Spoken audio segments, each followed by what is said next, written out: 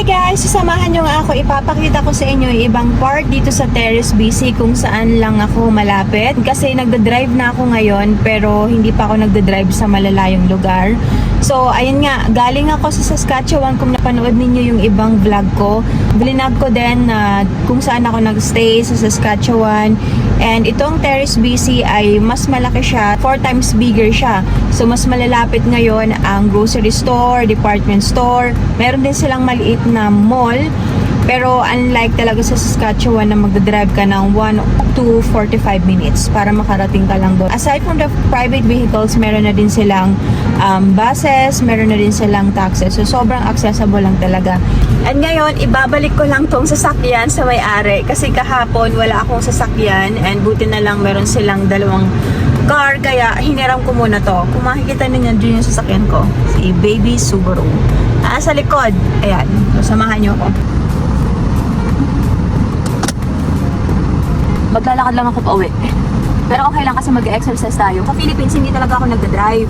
And natuto lang ako mag-drive kasi nga syempre may mga nagtuturo. Eh kung hindi ka talaga nagda-drive, medyo mahirap siya. Kasi syempre, una pa lang kakabahan ka.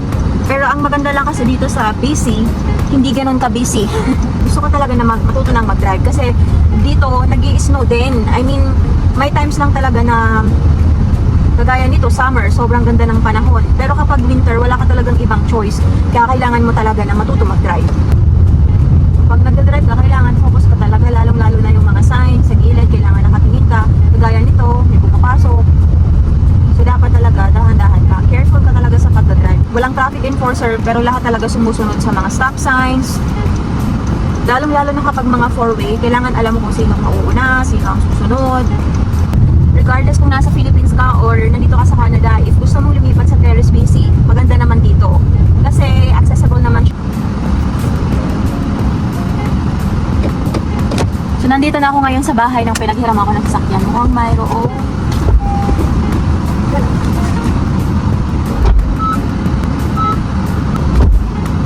Ayun, nakalimutan ko pala, walang tao sa bahay. Paano kayo babalik yung susi?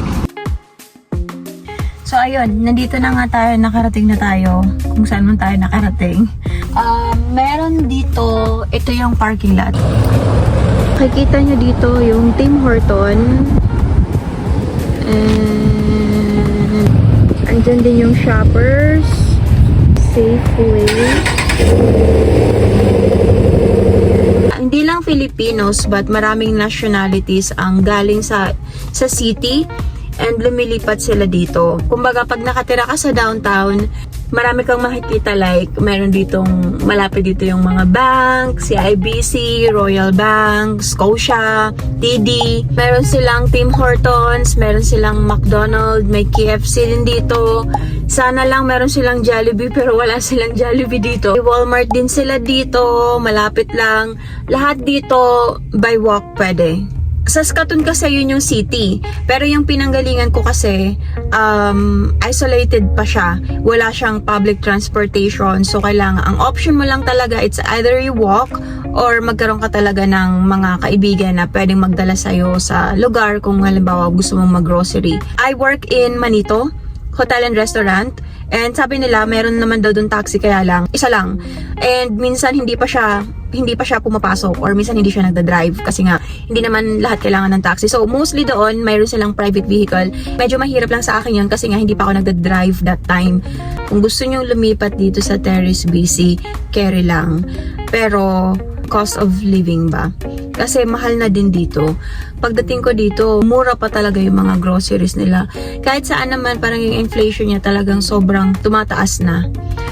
And cost of living dito, ang isang room, may nagko-cost siya ng 800 ganun or 750. Mababa na yung 450 pero yung 450 maliit pa siya na room. And maraming opportunity dito sa Terrace.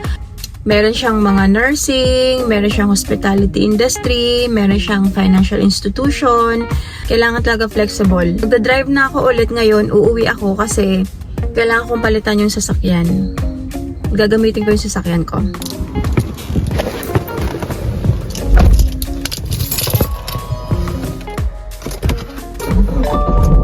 Kung may curious sa inyo from different places dito sa Canada, nakatira ako sa downtown, so kaya mas malapit ako sa mga grocery store.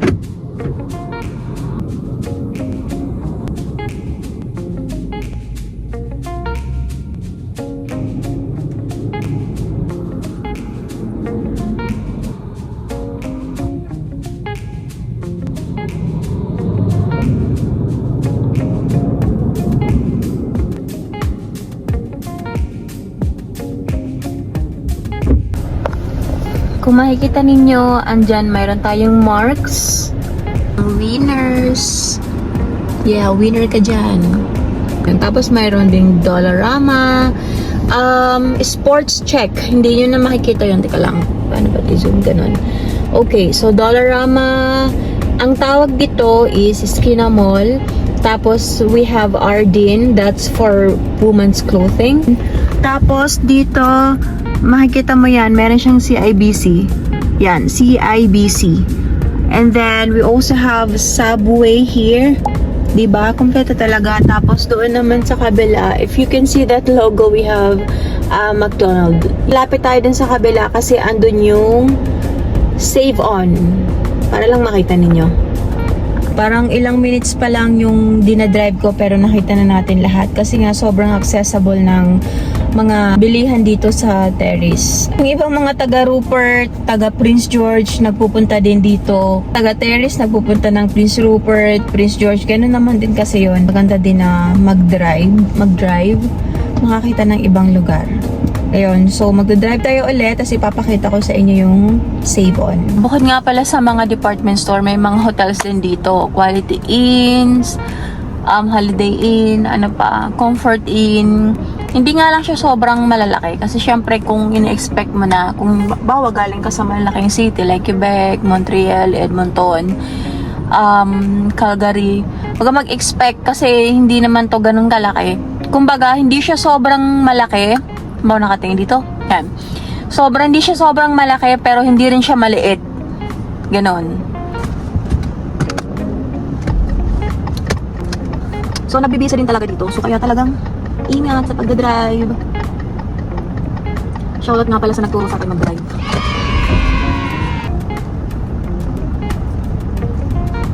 So, yun. Sign ka ulit. Tapos,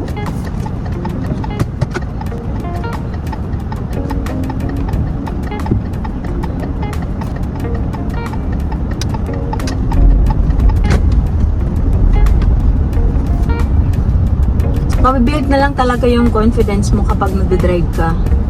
Yun, so dito tayo ngayon kaya kailangan dahan-dahan. Kasi maraming nag-shopping, maraming nag-grocery. Tapos kagaya ngayon may nakita ko na nagbabike. Hindi nagbabike, oops. Pero bata siya, baka mamaya tumawid siya. So may stop dito, so kailangan mag-stop ka. Dito, understandable dito, hindi dito pwedeng mag-rush kasi nasa loob ka ng pamilihan. Sobrang Tagalog. Maghahanap lang tayo ng parking lot para mapakita ko sa inyo. So, magsasign tayo dito.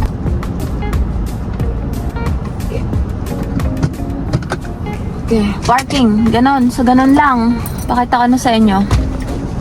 So, ayan. We also have PharmaSave. Yan yung Esquina Mall kanina na malayo. Diba nakita ninyo? Tapos, nandito yung Save On. Walang hiya. Oo nga pala guys, meron din ditong Japanese restaurant, meron din sila ditong Chinese restaurant, meron din sila ditong Indian restaurant, Filipino restaurant, different choices din. Meron din sila ditong aquatic center. Ayan, ako na lang yung picture kasi ayoko na mag-drive papunta doon. For recreational activities, mayroon ding gym, may fitness and first. Ano pa yung hinahanap ninyo? Tsaka nga pala ang terrace, sobrang ganda niya kasi ang nakapalibot dito is mga bundok. Meron silang mga hiking.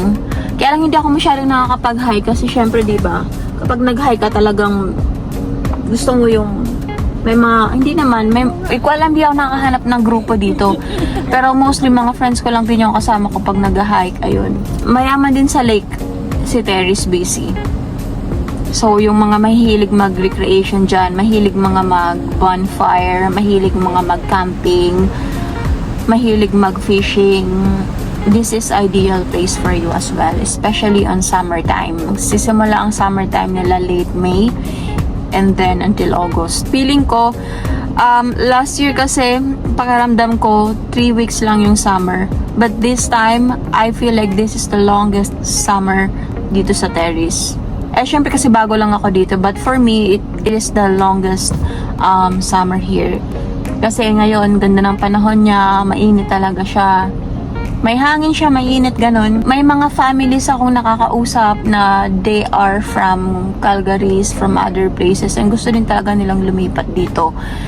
Ang problem lang ay kasi hindi kasi lahat ng companies dito ay nag-o-offer ng papers or like they don't support processing for LMIA. So, ayan lang yung nagiging problem kung bakit yung iba lumilipat din sila ng provinces kasi sobrang higpit ng IRCC. Pero aside from that, there are different pathways na pwede nyong i-search. Ay, alam nga pala yung mga mahilig mag-thrift store. May mga thrift store din dito. So, ngayon nandito naman tayo sa park.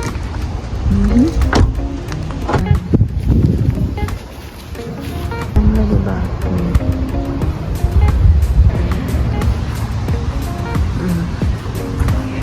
So, sobrang ganda ng panahon ngayon.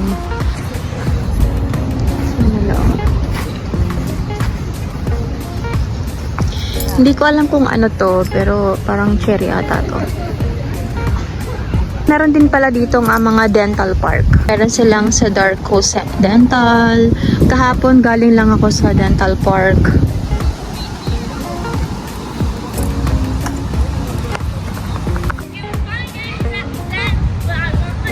So papunta tayo ngayon sa library. Hindi ko alam kung open siya. Nakalimutan ko yung library card ko. So, yung mga mahilig magbasa,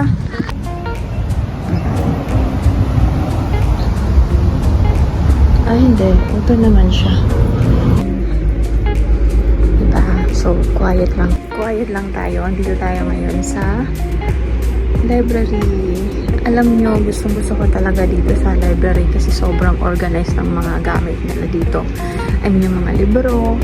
So, yung mga nagbabalak pumunta dito, like, lalong-lalo na yung mga taga-ibang city. Okay din dito pumunta. Ano dito? Sobrang ganda. And, guys, nagpaalam ako kung pwedeng mag-take ng video. Ayan. Ano, may mga libro sila. And,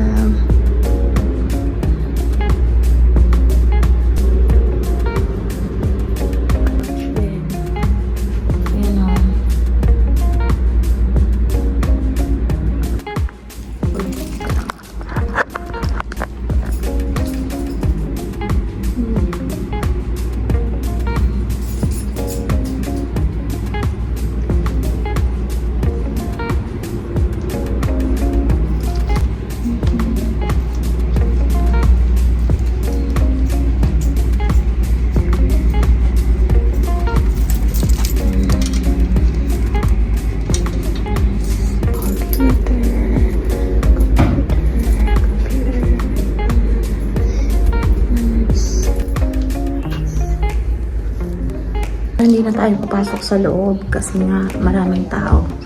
Ayoko din ang maka-istorbo. Pero art gallery lang naman siya. Yun lang muna ngayon. Siguro naman napakita ko na lahat. So, talagang yung mga gustong lumipat dito, maganda pa rin na meron kayong kasama. Ideally, okay dito kasi available naman lahat.